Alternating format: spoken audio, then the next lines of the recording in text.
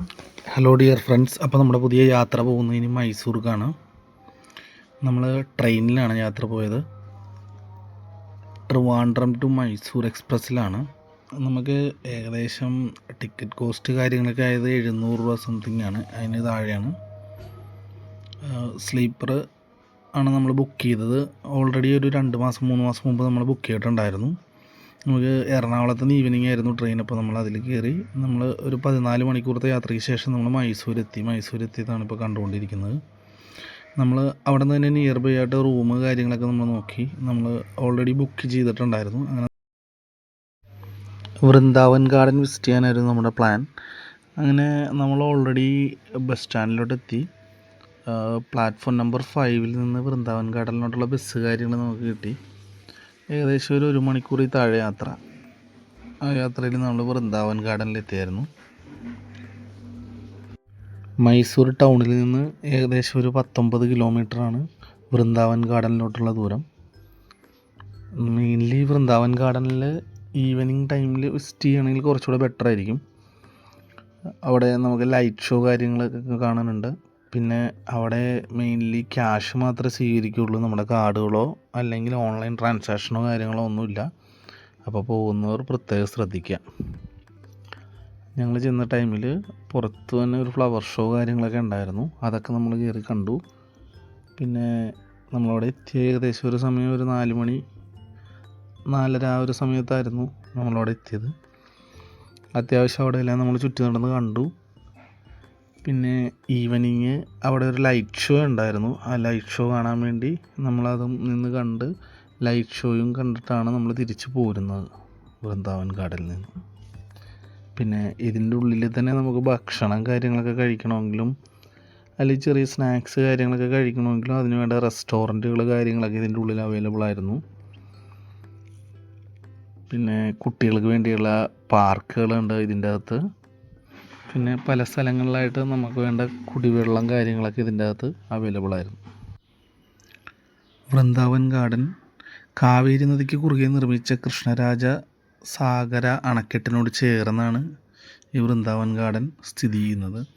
1927 നിർമ്മാണം ആരംഭിച്ച ഈ ഉദ്യാനം 1932 പൂർത്തീകരിച്ചത്. പ്രതിവർഷം ഏകദേശം ഒരു 2 ലക്ഷം വിനോദസഞ്ചാരികൾ സഞ്ചരിക്കുന്ന ഒരു ഉദ്യാനമാണ്.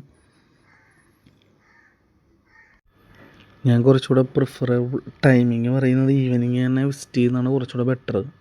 കാരണം നമുക്ക് ഈവനിങ് ലൈറ്റ് വിത്ത് മ്യൂസിക്കൽ ഷോ കൂടെ നമുക്ക് കണ്ടിട്ട് പോരാൻ സാധിക്കും. 6:30 മുതൽ 7:30 വരെയാണ് മൺഡേ ടു ഫ്രൈഡേ ലൈറ്റ് ഷോയുടെ ടൈമിങ് കാര്യങ്ങൾ. വീക്കെൻഡ്സിൽ 6:30 മുതൽ 8:30 വരെ ആയിരിക്കും. അപ്പോൾ നമുക്ക് വൃന്ദാവൻ ഗാർഡനും വിസിറ്റ് ചെയ്ത് അതിന് ശേഷമുള്ള ഈ ലൈറ്റ് വിത്ത് മ്യൂസിക്കൽ ഷോയും നമുക്ക് കണ്ട് നമുക്ക് അവിടെ നിന്ന് പോരാൻ സാധിക്കും. ഏകദേശം ഒരു 7:30 സമയത്തിനകം നമ്മൾ പുറത്തോട്ട് ഇറങ്ങിയായിരുന്നു. അങ്ങനെ നമുക്ക് തിരിച്ചു പോകാനുള്ള വണ്ടി കാര്യങ്ങളൊക്കെ അവിടെ നിന്ന് കിട്ടിയായിരുന്നു. അങ്ങനെ മൈസൂർ ടൗണിലോട്ട് നമ്മൾ ചെന്നു. ഒരു 20-25 മിനിറ്റിൻ്റെ അടുത്ത് നമ്മൾ ലൈറ്റ് ഷോ കാര്യങ്ങൾ നമ്മളവിടെ കണ്ടായിരുന്നു. ഇതിൻ്റെ ഒപ്പം മ്യൂസിക് കാര്യങ്ങളുണ്ടാവും. അതിന് ഒപ്പം പല ടൈപ്പിലുള്ള ലൈറ്റുകൾ കാര്യങ്ങൾ, പിന്നെ അതിൻ്റെ അനുസരിച്ച് വെള്ളം ആ രീതിയിൽ ക്രമീകരിച്ചിരിക്കുകയാണ് അവിടെ.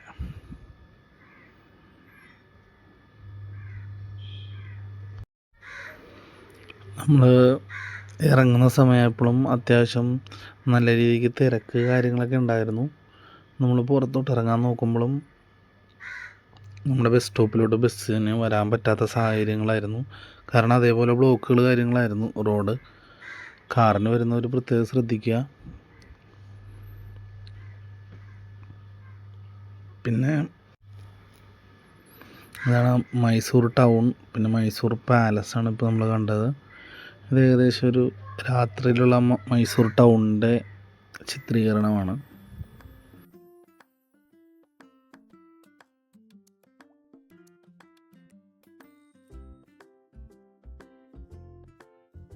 പിന്നെ മൈസൂരിൽ നമ്മൾ വണ്ടി കാര്യങ്ങളൊക്കെ ബുക്ക് ചെയ്യാൻ വേണ്ടി നമ്മ യാത്ര എന്ന് പറഞ്ഞാൽ ഇപ്പോൾ എനിക്ക് കാണിച്ച ഈ ആപ്പ് കാര്യങ്ങളാണ് ഞാൻ യൂസ് ചെയ്തത്. കുറച്ചുകൂടെ ബഡ്ജറ്റ് ഫ്രണ്ട്ലിയും എന്നാൽ നമുക്ക് ടൈം സേവിങ് ആയിട്ടും നമുക്ക് പെട്ടെന്ന് പിക്കപ്പ് ഡ്രോപ്പ് കാര്യങ്ങൾ കിട്ടാൻ എനിക്ക് കുറച്ച് യൂസ്ഫുള്ളായത് ഇതാണെന്നാണ് എൻ്റെ ഒരു പേഴ്സണൽ ഒപ്പീനിയൻ. നിങ്ങൾക്ക് ട്രൈ ചെയ്ത് നോക്കാവുന്നതാണ് മൈസൂർ പോണവർക്ക്. പിന്നെ നമ്മൾ നെക്സ്റ്റ് പോകുന്നത് മൈസൂർ സൂവിലേക്കാണ്. ഏകദേശം മൈസൂർ ടൗണിൽ നിന്നൊരു 2-2.5 കിലോമീറ്റർ ഡിസ്റ്റൻസാണുള്ളത്. നമ്മൾ ഓൾറെഡി നേരത്തെ കാണിച്ച ആപ്പ് വഴി ഓട്ടോ ബുക്ക് ചെയ്ത് തന്നെയാണ് നമ്മൾ മൈസൂർ സൂവിലോട്ട് നമ്മൾ പോകുന്നത്. സൂവിൻ്റെ എൻട്രി ടിക്കറ്റ് കാര്യങ്ങൾ നമ്മൾ ഇവിടെ വെച്ചാണ് നമ്മൾ എടുക്കുന്നത്. അതുവഴി നമ്മൾ എൻട്രി ചെയ്ത് നമുക്ക് ഓൺലൈനായിട്ട് നമുക്ക് മീൻസ് അവിടെ ചെല്ലുമ്പോൾ QR കോഡ് ഉണ്ട്, അത് വെച്ച് നമ്മൾ സ്കാൻ ചെയ്ത് നമുക്ക് എടുക്കാം. പിന്നെ അതല്ലെങ്കിൽ നമുക്ക് ക്യൂ നിന്ന് നമ്മൾ ക്യാഷ് കൊടുത്ത് അങ്ങനെയും നമുക്ക് എടുക്കാം. അപ്പോൾ അതിന് വേണ്ടി നമ്മൾ ടിക്കറ്റ് ബുക്ക് ചെയ്യാനുള്ള QR കോഡ് കാര്യങ്ങളാണ് നിങ്ങളിപ്പോൾ കണ്ടുകൊണ്ടിരിക്കുന്നത്. നമ്മൾ ടിക്കറ്റ് കാര്യങ്ങൾ എടുത്തതിന് ശേഷം മെയിൻ എൻട്രൻസ് വഴി നമുക്ക് സൂവിൻ്റെ ഉള്ളിലോട്ട് എൻട്രി ചെയ്യാൻ സാധിക്കുന്നത്. ഇതാണ് സൂവിൻ്റെ ഏകദേശം ഒരു മാപ്പ് കാര്യങ്ങൾ കാണിക്കുന്നത്. ഇവിടെ എന്തൊക്കെ മൃഗങ്ങളുണ്ടെന്നും ഏതൊക്കെ ഏരിയകളിലാണെന്നും നമ്മൾ എന്തോരം സമയം എടുക്കുമെന്നും ഏതൊക്കെ വഴിയിലൂടെ പോയി ഏതൊക്കെ മൃഗങ്ങളെ കാണാൻ സാധിക്കുമെന്നൊക്കെ നമുക്ക് ഉള്ള ഒരു മാപ്പ് കാര്യങ്ങൾ സൂവിൻ്റെ എൻട്രൻസിൽ തന്നെ കൊടുത്തിട്ടുണ്ട്. ഇത് 1892 ഈ സൂ ആരംഭിച്ചത്.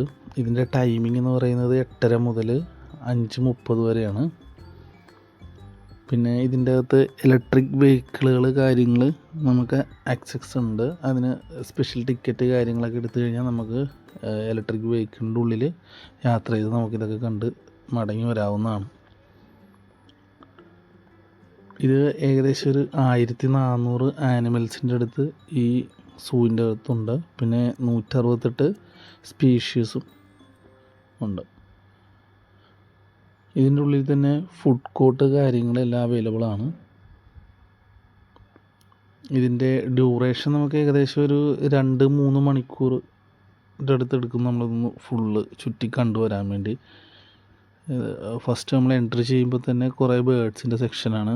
പല വെറൈറ്റി ഓഫ് നമുക്ക് ഇതേവരെ ഞാൻ പേര് പോലും കേൾക്കാത്ത പല ടൈപ്പ് ബേർഡ്സുകളും കാര്യങ്ങളും അങ്ങനെ എല്ലാം ഉണ്ടായിരുന്നു.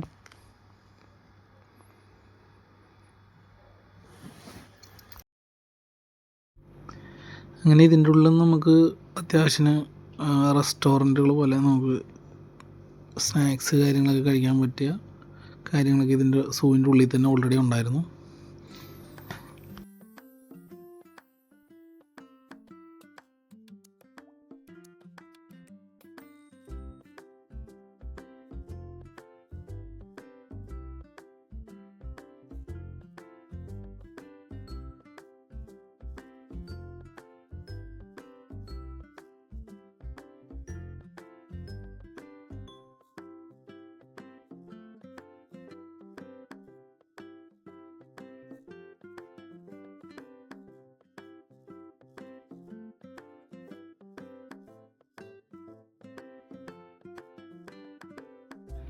നെക്സ്റ്റ് നമ്മൾ പോകുന്ന കറാഞ്ചി ലേക്കിലോട്ടാണ്.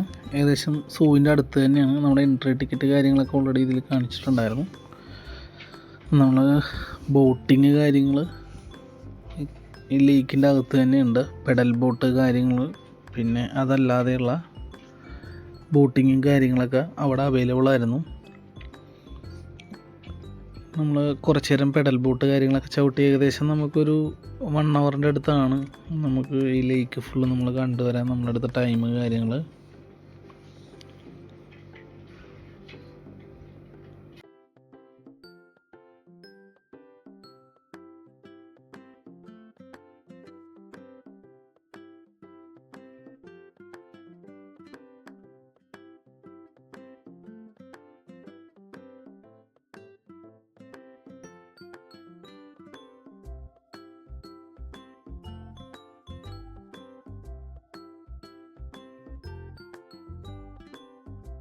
ഈ ലേക്കിൻ്റെ ഉള്ളിൽ തന്നെ ഈ ബേർഡ് വാച്ചിങ്ങിന് വേണ്ടിയുള്ള ടവർ കാര്യങ്ങളൊക്കെ ഈ ലേക്കിൻ്റെ ഉള്ളിൽ തന്നെ ഉണ്ടായിരുന്നു. നമ്മൾ അതെല്ലാം കണ്ട് കുറച്ച് ഫോട്ടോസ് കാര്യങ്ങളൊക്കെ എടുത്ത് നെക്സ്റ്റ് നമ്മൾ പോയത് പിന്നെ പാലസിലോട്ടായിരുന്നു, മൈസൂർ പാലസിലോട്ട്. നമ്മൾ പോയ ദിവസം ഭയങ്കര തിരക്കും കാര്യങ്ങളൊക്കെ ആയിരുന്നു. നമ്മളങ്ങനെ കുറച്ച് നേരം ക്യൂവും കാര്യങ്ങളൊക്കെ നിന്നാണ് ഓൾറെഡി നമ്മൾ ടിക്കറ്റ് നമ്മൾ എടുത്തത്, എൻട്രി ടിക്കറ്റ് കാര്യങ്ങളൊക്കെ എടുത്തത്. അതിൻ്റെ എൻട്രിക്ക് വേണ്ടിയുള്ള ടിക്കറ്റ് കാര്യങ്ങളൊക്കെ നമ്മളോട് ഓൾറെഡി കാണിക്കുന്നുണ്ട്. പിന്നെ നമ്മൾ കയറുന്നതിന് മുമ്പായിട്ട് നമ്മുടെ ഫുഡ് വെയർസ്, ചെപ്പൽസ് കാര്യങ്ങളൊക്കെ ഓൾറെഡി നമ്മൾ പുറത്ത് നമ്മൾ ഒരു ഫ്രീ കൗണ്ടർ ഉണ്ട്, അവിടെ നമ്മൾ കൊടുത്തിട്ട് വേണം കയറാൻ വേണ്ടി. നമ്മൾ ചെന്ന സമയത്ത് ഭയങ്കര ക്രൗഡായിരുന്നു. ഓൾറെഡി കുറച്ച് നേരം നമ്മൾ ക്യൂവും കാര്യങ്ങളൊക്കെ നിന്നാണ് ഓൾറെഡി നമ്മൾ പാലസിൻ്റെ ഉള്ളിലോട്ട് കയറിയത്.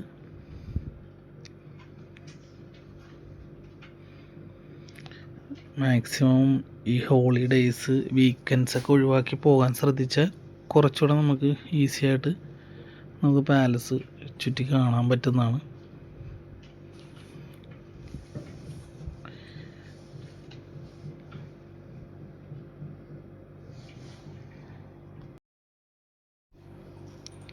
മൈസൂർ നോർമലി കൊട്ടാരങ്ങളുടെ നഗരം എന്നാണ് അറിയപ്പെടുന്നത്.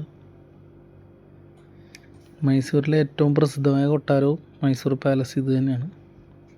14-ാം നൂറ്റാണ്ടിലാണിത് നിർമ്മിക്കുന്നത്. ഇതിൻ്റെ നിർമ്മാണം ആരംഭിക്കുന്നത് 1897 ആണ്. ഇന്ത്യയിലൊരു പ്രധാനമായ വിനോദസഞ്ചാര കേന്ദ്രമാണ് മൈസൂരിലെ ഈ കൊട്ടാരം. പ്രതിവർഷം ഏകദേശം ഒരു 27 ലക്ഷം സഞ്ചാരികൾ ഈ കൊട്ടാരം സന്ദർശിക്കുന്നുണ്ടെന്നാണ് ഔദ്യോഗിക കണക്കുകൾ പറയുന്നത്.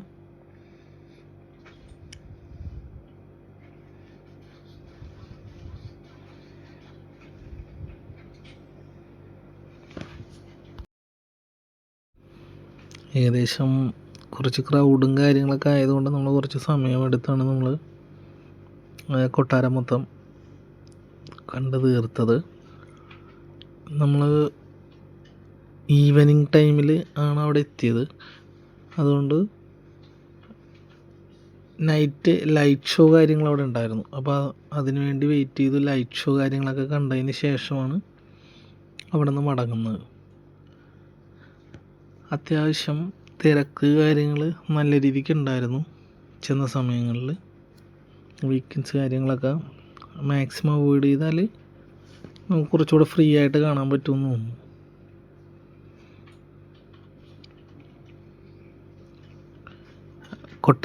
കൊട്ടാരത്തിൻ്റെ ചുറ്റുമതിലുകളും കാര്യങ്ങളും ഒരുപാട് ലൈറ്റുകൾ കാര്യങ്ങൾ അറേഞ്ച് ചെയ്ത് അത് ഈവനിങ് സമയത്ത് നല്ല രീതിക്ക് പ്രകാശിക്കുമ്പോൾ നല്ല ഭംഗിയാണ് കാണാൻ വേണ്ടി. അങ്ങനെ ലൈറ്റ് ഷോ കാര്യങ്ങൾ മൊത്തത്തിൽ ഇതാണ് ഏകദേശം ഒരു ഈവനിങ് ടൈം. നല്ല ഒരു 6 മണി 7 മണി ആ ഒരു സമയത്താണ് ഈ ലൈറ്റ് ഷോ കാര്യങ്ങൾ നമുക്ക് തുടങ്ങുന്നത്. അതെല്ലാം കണ്ടപ്പോൾ അന്നത്തെ നമ്മൾ റൂമിലോട്ടാണ് പോയത്. പിന്നെ നമ്മൾ പോകുന്നത് നെക്സ്റ്റ് ഡേയിൽ ജഗൻമോഹൻ പാലസിലോട്ടാണ് പോകുന്നത്. ഇതും ഏകദേശം മൈസൂർ ടൗണിൽ നിന്നൊരു 2 കിലോമീറ്റർ ഡിസ്റ്റൻസിലാണ് ഉള്ളത്. അവിടെ കയറേണ്ട എൻട്രി ഫീ കാര്യങ്ങളെന്ന് പറയുന്നത് അഡൾട്ട്സിന് 60 ചിൽഡ്രൻസിന് 30 വരുന്നത്. ഇതും ഏകദേശം ഒരു 1 മണിക്കൂർ കൊണ്ട് നമ്മൾ ചുറ്റിക്കണ്ടു. ഇതൊരു ആർട്ട് ഗ്യാലറിയാണ്. ഇതും നമ്മൾ ഒരുപാട് ഡിസ്റ്റൻസോ കാര്യങ്ങളോ ഇല്ല, മൈസൂർ ടൗണിൽ തന്നെയാണ് ഇതെല്ലാം ഉള്ളത്. ഇതിൻ്റെ ടൈമിംഗ് എന്ന് പറയുന്നത് ഒരു 8:30 to 5 ആണ്.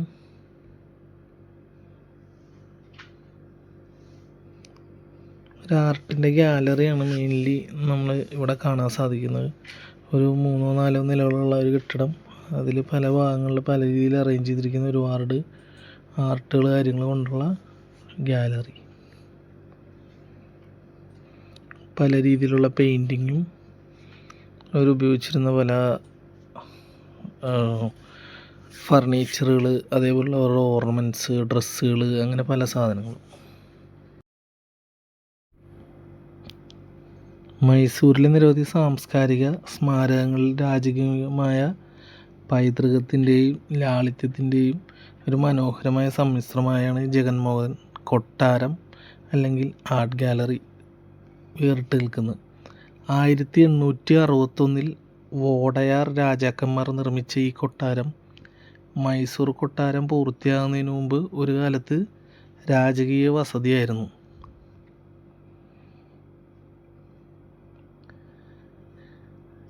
ജഗൻമോഹൻ കൊട്ടാരത്തിൻ്റെ ഏറ്റവും വലിയ ആകർഷണം അതിൻ്റെ ആർട്ട് ഗാലറി തന്നെയാണ്. അതിൽ ഇന്ത്യൻ കലയുടെ വിവിധ വിഭാഗങ്ങളെ പ്രതിനിധീകരിക്കുന്നു. 2000-ലധികം ചിത്രങ്ങൾ പ്രദർശിപ്പിച്ചിരിക്കുന്നു.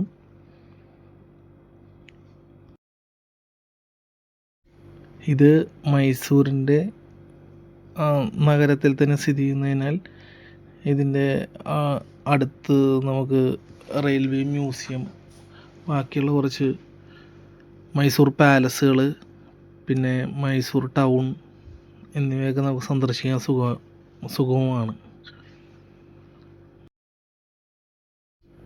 പിന്നെ നമ്മൾ നെക്സ്റ്റ് അവിടെ നമ്മൾ പോയത് സെൻറ്റ് ഫിലോമിനാസ് ചർച്ചിലോട്ടാണ്. അവിടെ നമ്മൾ ഏകദേശം ഒരു അരമണിക്കൂറിൻ്റെ അടുത്ത് നമ്മൾ ടൈം സ്പെൻഡ് ചെയ്ത് ചർച്ച് കാര്യങ്ങളൊക്കെ കണ്ട്. ഇതും മൈസൂർ ടൗണിനോട് ചേർന്ന് തന്നെയാണ്. മൈസൂർ ടൗണിൽ നിന്ന് ഏകദേശം ഒരു 1 കിലോമീറ്റർ 1.5 കിലോമീറ്റർ ഡിസ്റ്റൻസേ ഉള്ളൂ സെൻറ്റ് ഫിലോമിനാസ് ചർച്ചിലോട്ട്.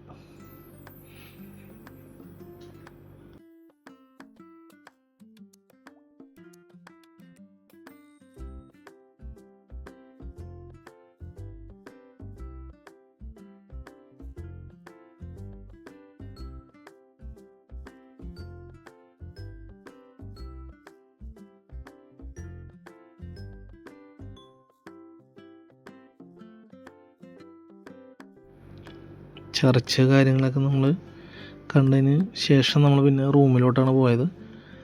റൂമിൽ ചെന്ന് നമ്മളൊന്ന് ഫ്രഷപ്പായി അതിന് ശേഷം നമ്മൾ റെയിൽവേ മ്യൂസിയത്തിലോട്ട് പോകാമെന്നാണ് നമ്മൾ പ്ലാൻ ചെയ്തിരുന്നത്. അങ്ങനെ നമ്മൾ റെയിൽവേ മ്യൂസിയത്തിലോട്ടാണ് നമ്മൾ പോയത്. അതിൻ്റെ എൻട്രി ടിക്കറ്റുകൾ കാര്യങ്ങളൊക്കെ നമ്മൾ കാണിക്കുന്നുണ്ടായിരുന്നു. അഡൽസിന് 50, ചിൽഡ്രൻസിന് 20 റുപ്പീസും ആയിരുന്നു. ഇതും ഏകദേശം ഒരു അരമണിക്കൂർ സമയം നമ്മളവിടെ സ്പെൻഡ് ചെയ്തു. പിന്നെ ഇത് റെയിൽവേ സ്റ്റേഷനോട് തന്നെ ചേർന്നായിരുന്നു. നമ്മൾ പിന്നെ റെയിൽവേ മ്യൂസിയം കാര്യങ്ങളെല്ലാം കണ്ടതിന് ശേഷം പിന്നെ നമ്മൾ റെയിൽവേ സ്റ്റേഷനിലോട്ട് പോയിരുന്നു. നമ്മുടെ ട്രെയിനിൻ്റെ സമയം ഏകദേശം ആയിട്ടുണ്ടായിരുന്നു. ഓൾറെഡി നമ്മൾ റിട്ടേൺ ടിക്കറ്റ് കാര്യങ്ങളെല്ലാം നമ്മളിവിടെ ബുക്ക് ചെയ്തിട്ടുണ്ടായിരുന്നു. ട്രെയിനിൻ്റെ ഒരുപാട് ഭാഗങ്ങളും പഴയ രീതിയിലുള്ള ട്രെയിനുകൾ, അതിൻ്റെ കുറേ സിഗ്നൽസ്, പഴയ രീതിയിലുള്ള ഫോണുകൾ, അങ്ങനെ ഒരുപാട് കാര്യങ്ങൾ അവിടെ പ്രദർശിപ്പിച്ചിട്ടുണ്ടായിരുന്നു റെയിൽവേയുടെ മ്യൂസിയത്തിൽ.